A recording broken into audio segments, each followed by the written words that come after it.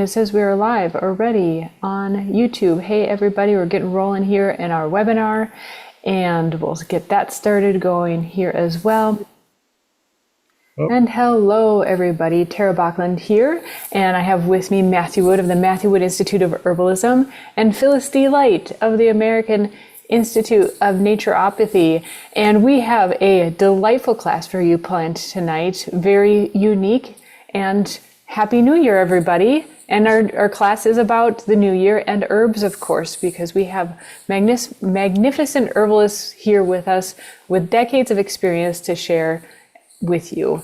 So we have New Year's Day herbs for resolution and luck. And I hope you all are having a wonderful new year so far. Happy 2024. And those of you who are in the webinar with us, yes, go ahead and say hello and where you're from. It's always fun to see where you're joining us from. And if you're joining us live on YouTube and Facebook, do the same. We love to see where you're joining us from. I will be putting links out shortly. So if you are joining us on YouTube and Facebook, you can also join us in the webinar and also catch the entire recording for free.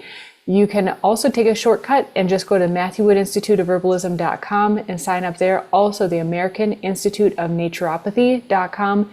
You can sign up there as well to join us live now or access the recording. They'll be up for a couple weeks because we're always taking a couple weeks to get into the new year, right? It's a bit of a process. And so, hello everybody. Great to see you. I see Matt's checking out who's joining us from where. And we have people join us literally from all over the place for tonight's special class, New Year's Day herbs for resolutions and luck. We're going to bring in 2024 with the help of the herbs, whether you want to let go of the old or bring in the new. Now that you've made your resolutions, or even if you haven't quite yet, you can learn how to use the herbs to help you with those as well. So with over 75 years of combined experience, Matt and Phyllis are eager to share how herbs can help with a number of things. I already was hearing in the pre-game chat that they're going to be covering more than this, but just to name a few, they'll be covering addictions, bad habits, shedding your skin, setting boundaries, attracting new life experiences, and positive energy, and more. And, we've just completed the holiday season, or like I like to call it, the season of thanks and giving. And make sure to visit the Matthew Wood Institute of Herbalism as well for a number of free classes that we put on during this season. I'm going to share my screen here quick. I was just showing someone how to get into the webinar, but this is where you want to go. Matthew Wood Institute of Herbalism. We have not only tonight's class, New Year's Day Herbs for Resolutions and Luck, you can also access the free Materia Medica cards, which are Matt's most up-to-date Materia Medica information, even more up-to-date than his books. And so you can snag those for free and download the whole set at the Matthew Wood Institute of Herbalism. And you can also access some really neat cards. They're infographics of animal spirit medicine, which is a specialty of the Matthew Wood Institute of Herbalism. Also, the free Doctrine of Signatures class, which we just had a couple of nights ago, and the next one coming up. What else? Matt and Phyllis in the season of thanks and giving also did an amazing class on POTS and other cardiovascular issues. This is also for free. This is our free section that we've just been adding to a bunch of stuff lately. And so go ahead and grab those, get access, watch the recordings while these are still available into the new year. And then also we did a diverticulitis, also got into diverticulosis and similar related conditions, how to address those from personal experience, stories, and as herbalists. So I'm trying to go quick here, but I don't want to just kind of skip over the importance and how amazing these free offerings are. And we absolutely love and appreciate you guys. We do this because of you. Of course, we all love and are interested in these topics, but we wouldn't be doing it to this degree if it weren't for the love and appreciation we have for you. And it's just a wonderful symbiosis. So these are all wonderful gifts of thanks and giving. We're still in that season. And I'd encourage you also to go to Phyllis's American Institute of Naturopathy, where of course you'll find, like I mentioned, tonight's class where you can join us right now for the live class or enjoy the recording. And also definitely check out this new series Phyllis has coming up on healthy weight management. And it's a wonderful series coming up. And she approaches it from, of course, a naturopathic point of view. So very holistic, not just herbs, but very holistic, and how you can, starting with the first class, first understanding and overcoming the complexities of weight management, and then going on into the series. So you can join us for the first class for free on January 15th. We'll have that available for free for a number of weeks as we get rolling into this series as well. So Matt and Phyllis are always so generous with what they have to offer, including what they'll be offering tonight from their years of experience, but also study. And I don't know about you, but I'm really excited to see and hear what they have to share. I will be here. You can hit me up in the chat if you have any questions, and I'll also be putting helpful links there to help you out and find what they may be talking about as well. So I'm Tara. Good to virtually see you, everybody, and let's get rolling with tonight's class. Thank you, Tara. Thank you, Phyllis. Jeez. Yeah, just fun to be here. We were going to do a Christmas special, but we had to cancel it. Well, my dad died, and then my best friend died. My best friend out here in in the Midwest. I still have my best friend on the West Coast. So it's been difficult, but I couldn't do everything. But now things are clearing up a little bit. We had our first snow. Have you had a snow yet? Yeah, we had our first. We've had one freeze. Oh, gee, yeah, right. Okay. We had kind of one freeze too until just recently, but it snowed yesterday for the first time. Yeah. Oh, wow. I should say too, yeah, my dad was 94 and he didn't suffer, and he declined pretty quickly over the last 4 or 5 months, 6 months maybe, and so it wasn't unexpected. It's sad, but he'd had a full life, so don't shed a tear over that. Don't send me condolences. I get enough, and when something's kind of expected, it's not as bad. My dear friend Susan, I tell Susan stories all the time. In fact, maybe I'll tell a Susan story tonight just for the heck of it. But she she's not been in good health for a long time, and she's 5'1", weighed 64 pounds due to diarrhea and Crohn's disease and stuff, which I kept the diarrhea pretty much in check. But she finally passed away. So she was about 72. So I will miss her a lot. And I this is just an interesting thing. So I visited her on Tuesday night. It's probably the last one to see her. So that just seems special. And then on Wednesday she died. So but 2 months ago, she and I have done peace pipe ceremonies for 20 years. And in all those times, we've only had one really surprising. Yeah, I'll tell some Susan stories. So in 2013, after the Mayan calendar changed, it was June or July, and the ancestors said, for the first time, they said, we never heard this before or after, they said, new path under the feet. Don't turn to the left, don't turn to the right, just look ahead. And I find that so useful nowadays when everybody's so polarized on the right and the left. Just keep going, new path under the feet. Don't turn to the right, don't turn to the left. And so then about 2 months ago, we had a ceremony, 2.5 months ago, and her late husband, who died about 4 or 5 years ago, John, he showed up. And I didn't know such a thing existed. It's like, so up the cord to heaven, to this creator, the top of your head is open is the hope you say to creator. The New Agers that say the cord, whatever the name of it is, your spirit soul is up there. And, but up there, way up there, we saw, there was like the crown of glory. And there was John Zanetti in the crown looking down at us. And I thought, oh, John's come to visit. I did wonder, oh, does that mean maybe Susan's time has come?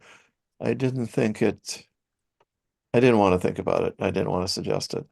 But about a week before she died, there was a family reunion. 80 people were there. She's got eight siblings still alive, one that had passed away, her sister Pam. And she said to Pam's daughter, "Oh, don't worry about Pam. I'll be talking to her soon." It's kind of the way Susan was. She was like something else. So, yeah, um, so many stories I could tell, but my favorite is the alligator story. I've told this. This is alligator medicine. Some of you would have heard it, but so when you dream of your animal self, then you get eyes and ears in the other world because the animals are the sensory part of creation. It's not the rocks, it's not the plants. They don't see anything. Really, they don't have eyes and ears and so on. It's the animals. And it's not humans. We get that from the animals. So she was at a peace conference at the center of the galaxy, and all the different species were there. And she said, and let me tell you, we humans are pretty boring. And all of a sudden, in the distance, a mile away, she saw the king of the alligators approaching on 2 feet. You always see when you dream about your medicine animal, they're usually anthropomorphic. But at any rate, so they were walking, and it was like a mile or 2 miles of alligators behind him, walking Mm. up. Walked up to her desk, to her booth. She was helping to man the human booth. And he walked up, and his eyes are like pure black, just like her eyes. And she was terrified. And she said to me, as she was telling me the story, she said, "Have you ever felt the calm of terror?" And I was like, "Well, no, actually." And um, so um, then she was scared for the humans, so she said, "Get the gun." And then all of a sudden he's strung up on tall poles over everybody in the peace conference, and she was embarrassed. "Oh my God, it's a peace conference. Can't pull a gun." Geez, it's like, "Oh, I'm terrible. I'm such a bad person once again." She was always worried about that.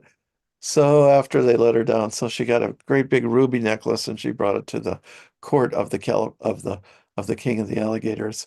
And there was all these alligators all gathered around in circles, and in the middle there was this woman with a long dress with a snake tail sticking out from underneath it, and she kept on crying out, "Kill her, kill her!" And Susan had to come up to gave the ruby necklace to the king of the alligators, and he said he wasn't very impressed. He didn't really like it, and he said, "If you pull a gun, you better use it." And which of course she'd already done in her lifetime. And um and then the woman screamed with the snake tail scream, "Kill the bitch!" And she woke up with a start. And she, about a week later, she was going out with this guy, and he dreamed of her coming out of the lake, half alligator, half Susan. And she never and they never went out again. So she finished the story. She said, "Just when you think this stuff's all a bunch of crap, it ruins your sex life."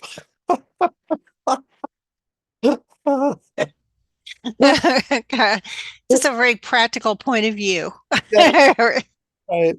Well, she could jump dimensions like that from the center of the universe to your her sex life. Yeah. So yeah, and I said to her, "Oh, the motto of the alligator is I might have to kill you." And she said, "Oh, well, I never killed anybody. I just shot him in the legs." And another time when she'd been to the hospital, and her husband's friend, doctor, was looking at her. She had a pile of green sheets. That's intensive care unit. Like, well, it was a file of medical records a foot and a half high in those days when we had paper medical records, and there was green sheets all through it. And Lee View said, "Well, I've never seen somebody who had so many green sheets that was still alive. It's like we'd have to shoot her or something." Oh, I see. Somebody already tried that. So she got shot in the liver, but she survived that. And so she was quite an amazing person. and a Taurus with a strong voice, like those Tauruses can have. They should just hit you in the throat, like, "Oh, whoa." And so, yeah, I had to get her birth data. I don't think I have her chart. I should talk to her daughter. Okay.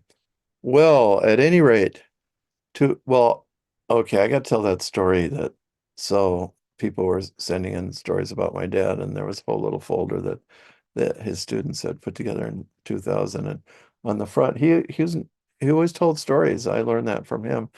Great stories, and we actually have one or two free. We have a Kansas boyhood dog story thing, which we did 2 Christmases ago, 3 Christmases ago. It got so he didn't feel strong enough to really do that a couple Christmases ago, but that was a great free class.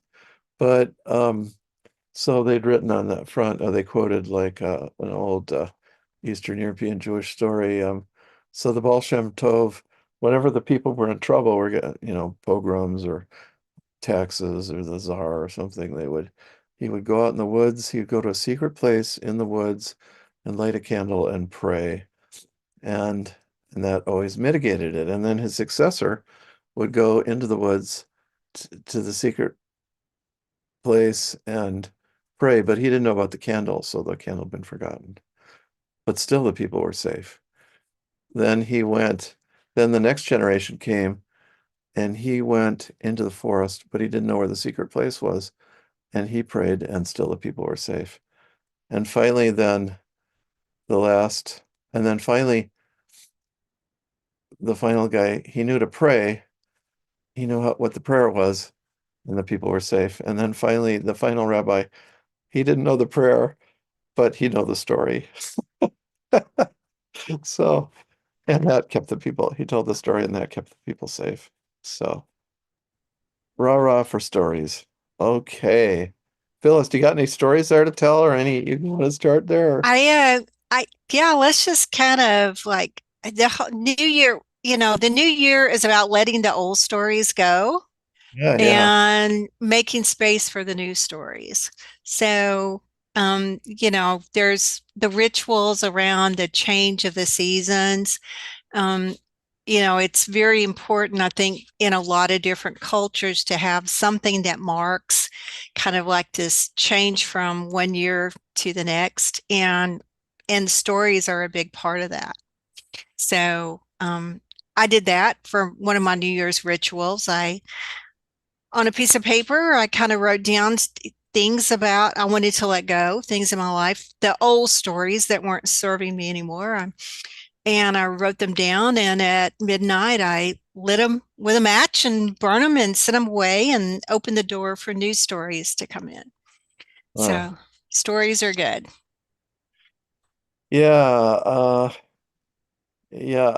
I actually was listening to something on the radio about a month or two ago. I was going to write down the name of that professor, but he went into psychiatry. No, he was in psychology. It wasn't psychiatry, and he found that the crucial thing in counseling was the stories people told themselves, which is Yes.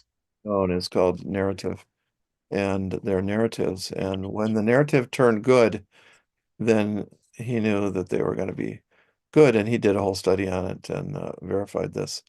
So the stories we tell ourselves. So tell yourself good stories, and it's a good time for that, because boy, are there a lot of bad stories out there right now. Yeah. And I think 2003 was a really hard year for a lot of people. I mean, we had the COVID year, which was hard for everybody.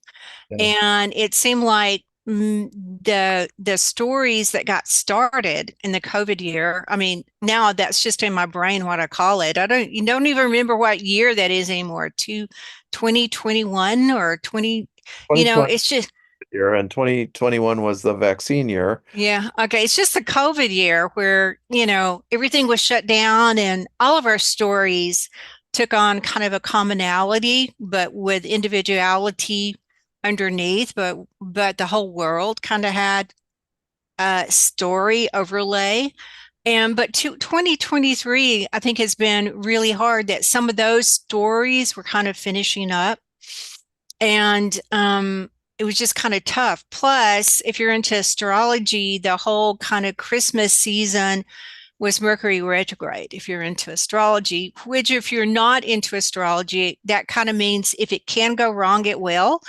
And if there's a chance that there will be miscommunication between people or countries or whoever, it will happen, you Oh, know? So I think it was just kind of a hard December for a lot of people. yeah. Um, a hard, let's just call it a holiday season, kind of started right after Thanksgiving. And then 2023 was no fun. So some of the things we were going to talk about tonight is like if you're a way to change your story is to shed your skin is kind of like in folk medicine.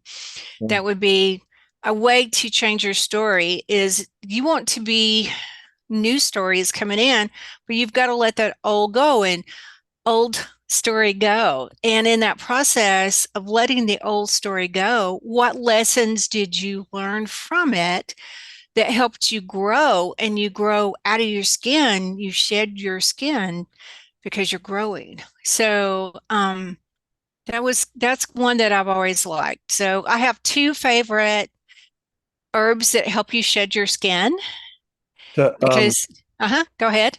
Tara, do you have that picture of the snakeskin that I sent you? Yep, just a moment. Okay. Yeah, well, I I only like two kinds of exercise, unfortunately, and one of them is chopping wood and putting wood on the wood pile, and picked up a log, and there under the log was old snakeskin from the summer. Wow.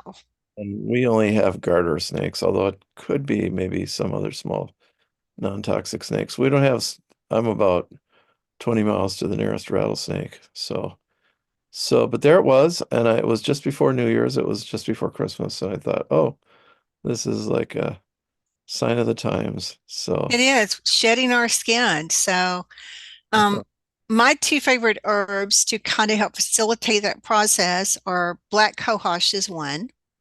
yeah, Herbs that are snake medicine.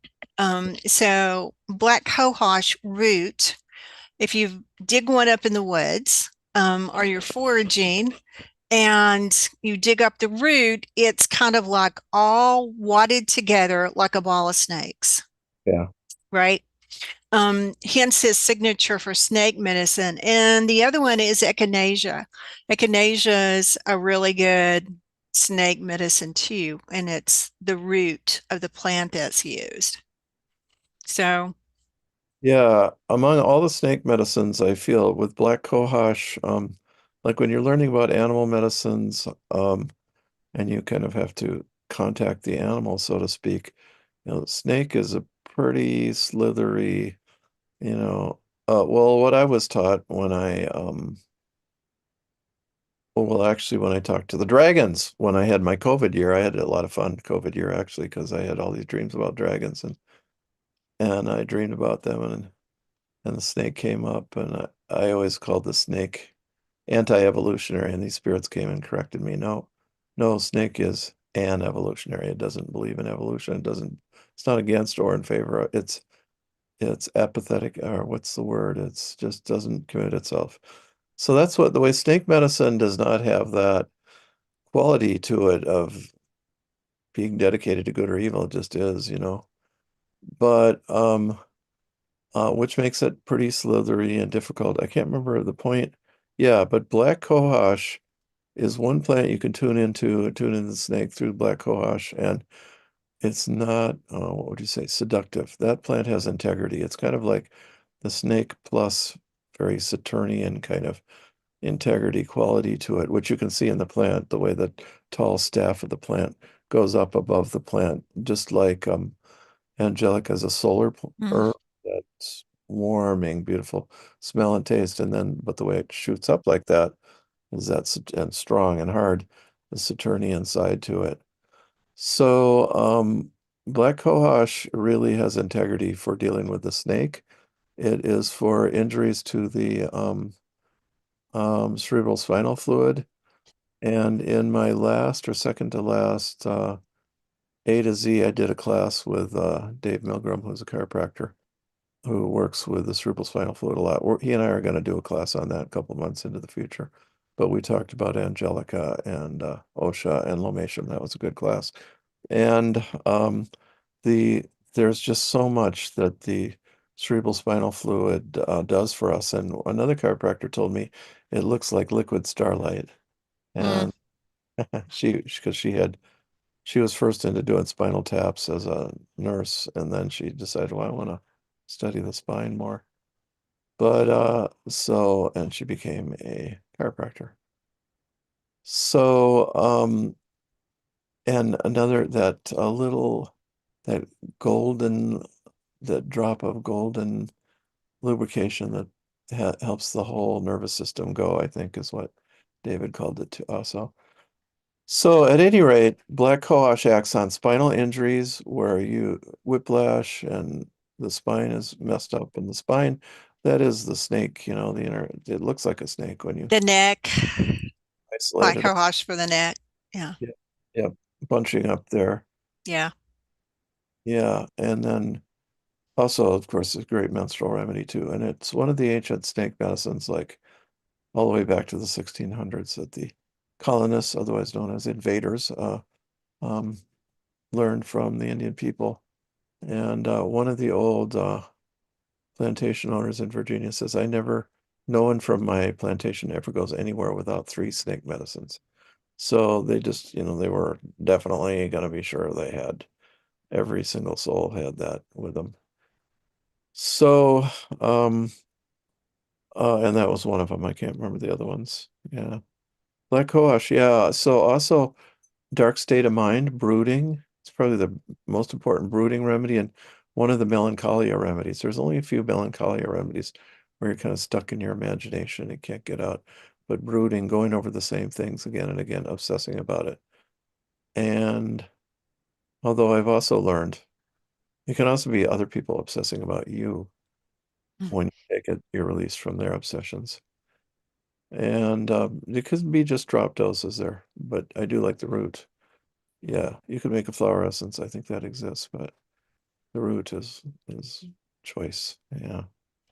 Yeah. And something from my point of view in my practice, if someone is wanting to work on kind of this mental, emotional, um, I use a full strength tincture, but I'll go just 1 drop, Yeah. to kind of help create that energetic change, just 1 drop. Oh, yeah. Yeah. Yeah, brooding is a stuck thing. Yeah. Mhm. Any snake stories you can tell about your dad? He was a snake. My dad had no fear of snakes. That is true. Um, Rattlesnakes, copperheads, water moccasins. He had he had no fear.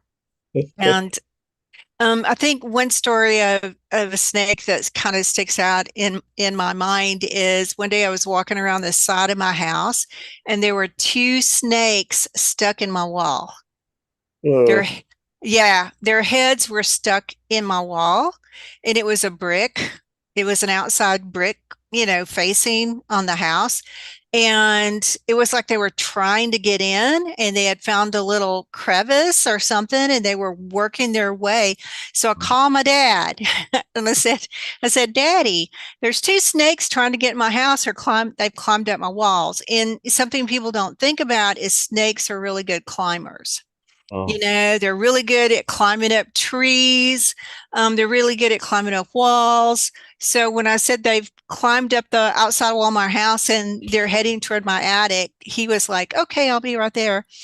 And I only lived about a mile from him at this point. He came over with a sack, pair of gloves, and a ladder. And he just climbed up, the ladder and grabbed 1 snake as close as he could get to where it was going into the wall. And it was literally a suction. It went, you could hear it pulling out. He dropped it in the sack. And then he got the other snake and dropped it in the sack. And fortunately, they were both rat snakes and they were making their way into my attic. But so I said, what are you going to do with them? He said, I'm going to take them out into the woods and let them go. So something, unless you're into snakes, you might not know is snakes are territorial, especially rat snakes. Rattlesnakes are very territorial. So if you take a snake out of its territory, which is what my dad did, take them out in the woods somewhere and dump them, that was like, would they survive or not? Because now they've got to fight for new territory. They don't have the ability to go back home. Yeah. So this is something I've always factored in when I talk about snake medicines. Um, if you've lost your way home, you can't get back home, Oh, because that's a snake. You can't get back home, oh. Yeah, right? right. We fell out of the Garden of Eden and we can't get back there. Can't get back home. So even if you like, like one day I came home and was met at my mailbox, we're all close to the side of the road by my daughter, who was a teenager, youngest daughter, Raven, who was a teenager at that point, and her best friend, who were screaming and jumping up and down because there was a snake by the mailbox. And they were like in great fear. I just went and got the shovel and I scooped the snake up, and it kind of fell off one side of the shovel and I was kind of juggling it, but I just carried it across the road, in about 50 feet into a field, and I just kind of gave it a little toss and let it go. And it was probably about, maybe 5, 6 feet long, and just kind of let it go because I knew it would be like a only a stroke of luck that it would come back, Oh, right? That was too far away because, oh, so snake medicine is good for people who I think can't find their way back home. oh, wow. I remember you telling me too how your father you find a snake in the yard and you just grab it by the tail and whip it and the head would fall off. It would like chunk, like a crack in a whip. Yep. Yeah. So interesting guy. Yeah. So he was half Indian, so he had those special and Yes. traits. Yeah. And good in the woods. Yeah. Yeah. And didn't your uncle, his brother actually just lived in the woods, I think you said. Yeah, pretty much. He had a cave he kind of lived in. Yeah. He would come out during the winter time, but yeah, he was just pretty wild. I would say wild, you know, Undomesticated. native. Yep. Yeah, let's see. Yeah, so well this deals with addiction a little bit. Can't find your way back. You're lost. What other you need to shed a skin? We do have good addiction remedies. Several of them we have, and several of them are flower essences. So one is oak, Dr. Bach's flower essence of oak, which is actually made, the tree essences are made by boiling the buds. So they're more like Hmm. the chemotherapy of French practice. And so the oak flower essence is for people who struggle on against adversity. They never succeed, but they don't give up. Well, that's a lot like an alcoholic trying to struggle against addiction and not giving up, but not succeeding. And I gave this out a couple times. I remember one of my students gave it to her son and his girlfriend, who were both having trouble with alcohol. They're about 18. And she said, I was so pleased. It's just like integrity, like just blossomed in my son, because that's oak. Oak is integrity, but you can't out integrity all the lessons of life. Sometimes integrity Mm. is not enough, and so there's lots of people, the sort of Turnian types like myself, are like, well, integrity, spiritual warrior, but that's not all there is in life, and there's the people that are good at praying, and there's the people that maybe aren't, that well, who did Jesus love the most? It was the down and out, the addicts, the street people, the prostitutes, etc. The So downtrodden. yep. The So down. those of us who believe in integrity should always remember that, but I don't think he criticize those who had integrity, but but they didn't interest him as much. Um, so I in my book, the Book of Herbal Wisdom, which is the first big book I published, or was published for me about 1997 or so, eight maybe, under oak, there's a bunch of case histories. So way back to Dr.